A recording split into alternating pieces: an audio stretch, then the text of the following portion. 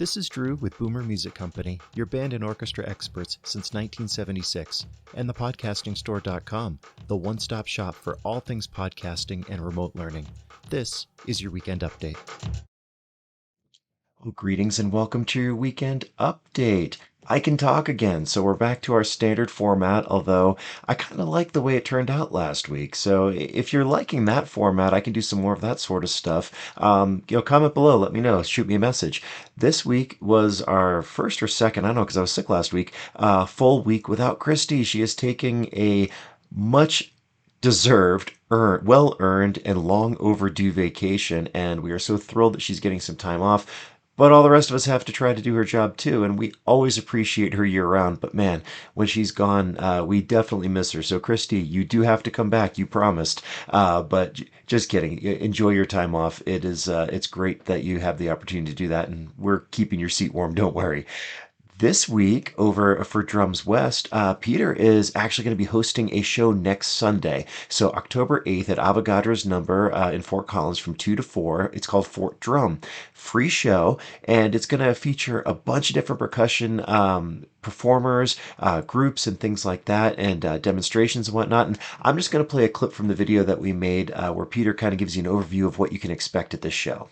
This is a great show for you to see people up close and personal and get a small little education about some drums, percussion instruments from around the world, which I will be demonstrating in between performances. We have solo performers, we have group performances, large group performances, special Afro-Cuban groups. We have a special group called More Than Physics, which is a hand pan and marimba / tabla player. And they are fantastic. If you've never seen a hand pan, Google the word hand pan and see what it is, and come and see one in person. You'll be blown away by it. Very cool. Avogadro's number, 605 South Mason Street, Fort Collins, 2 to 4, October 8th. It's going to be a really cool show. Peter does some amazing stuff, and anyone that's on a show with him is going to be someone worth seeing. So if you love drums, go see the show.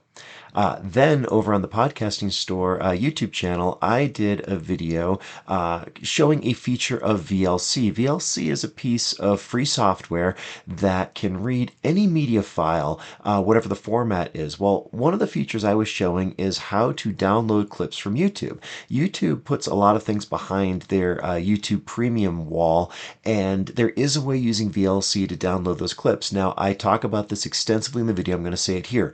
Don't steal other people's stuff. The clip that I wanted to get a part of was for use in my weekend update video, but the person who created it, Jason Stapleton, is a buddy of mine, and I know he wanted it out there. It's part of the free content that he's putting out there trying to help people. So I knew I implicitly had permission anyway. If I didn't know that I had that, I would explicitly ask him, don't steal other people's stuff. And just because it's for education does not mean you can take it and use it however you want.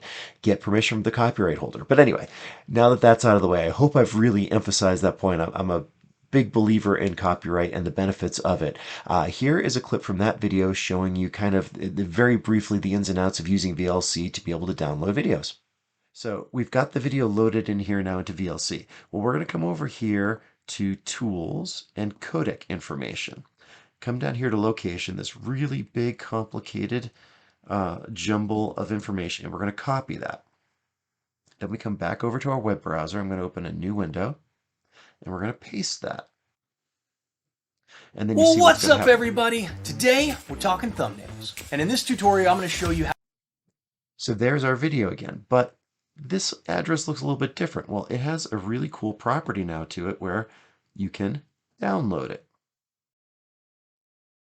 Don't steal other people's stuff. Okay, hope I've said it enough times. On this week's View from the Road video, I called this one Donuts and Pies. And this kind of came about from, well, first of all, the donuts was talking about kind of how I feel like we're in the donut of the fall for semester for performances. Like we're back in the groove of things for school. Now we're kind of down into where it's normal, but we haven't come back up yet and gotten into performances. So we're in kind of a donut hole. I must have been in a pastry mood. I don't know.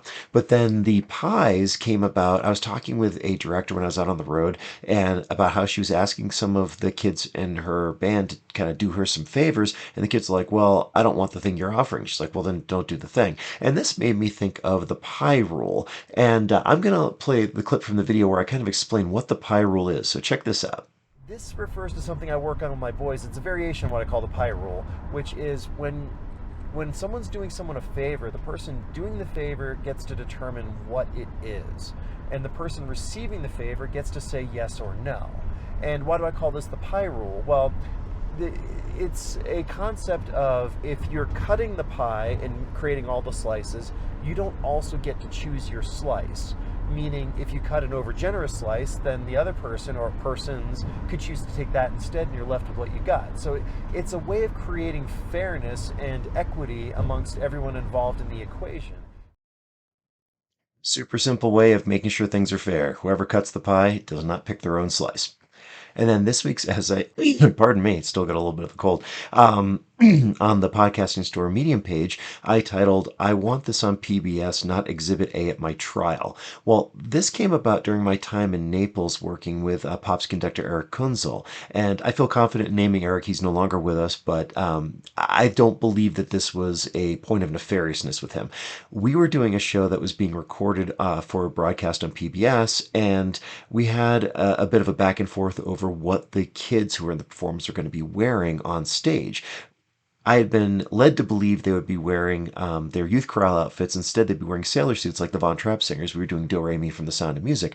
Well, Eric was advising me not to tell Rodgers and Hammerstein, the copyright holder, again, we're going back to copyright, that we were going to do that because they would charge more. And this put me in a really awkward position where, who do I serve? The person who's directly or indirectly, signing my paychecks, or the person who could initiate legal action against me? So check out that essay.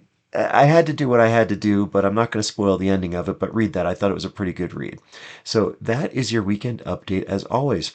Thank you so much for watching here as I'm on the mend. Comment below. Let me know what you like, dislike, want to see. Like, share, subscribe, and always check out the other videos in the channel because we got some really great stuff out there, and we will catch up with you next time.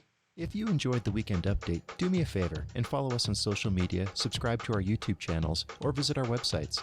This is Drew with Boomer Music Company and thepodcastingstore.com. Thanks for listening.